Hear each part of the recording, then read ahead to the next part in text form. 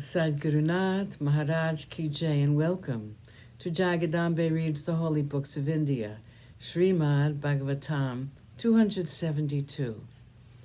As you may remember, the boys were upset because some of them had drunk poisoned water and some of the cows looked like they were dead too. Krishna saw a kadamba tree which was very tall, and it was the sole tree which did not have its limbs scorched by the poison. There was a story prevalent that Garuda, when he brought the golden vessel filled with nectar to the earth, to please his cousins and to release his mother from bondage, rested here for a while on that tree, and that was why Kaliya's poison could not quite kill the tree. Anyway, the tree seemed sturdy enough to Krishna, and he promptly began to climb it. The boys were looking on with puzzled eyes. They did not know what Krishna was planning to do. He just held out his hand to them as if to say, "Stay a while and don't be afraid. I will tackle this problem all by myself. You just stand and watch." Even as they were looking, Krishna looked once at them and then reached the top of the tree. A strange sight met their eyes.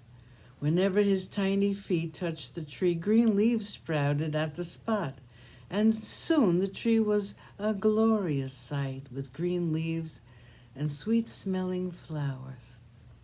As their amazement grew, their eyes opened wider, and Krishna suddenly jumped from the scaffolding he had made for himself by reaching the top of the kadamba tree. He dived into the madhu. The children were watching, were horrified. They knew that Krishna would die in a matter of minutes. Some of them rushed to the house of Nandagopa to tell him what had happened. Yashoda rushed out of the inner apartments, and she heard them saying, "The cows and some of the boys have drunk water out of the madhu, and they are lying dead on the banks. Seeing this, Krishna has jumped into the madhu. He's going to die. Krishna is going to die." Yashoda fell down in a swoon. She was revived by the others, and the state of Nanda was equally pitiable. The light of their lives was gone, and there was nothing left to live for. They moaned and wept by the time the entire Vrindavan came to hear the dreadful news brought by the Gopala children. And there was lamentation in every house. No one thought of his son or his cow, which was dead. They were all lamenting the fact that Krishna had jumped into the madhu and was at the mercy of the dreadful snake Kaliya. Everyone rushed to the banks of the Yamuna. They all thought that they should not have allowed the child to go out without protection of Balarama, who was his elder brother. In spite of the many miracles performed by him, Krishna was not known to them. They could not know that he was Narayana himself.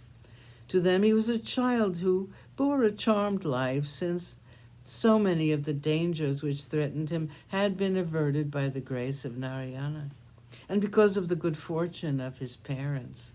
Balarama had been left behind, and now look what had happened. Balarama had been listening to it all and smiled to himself. He knew who Krishna was and who he himself was.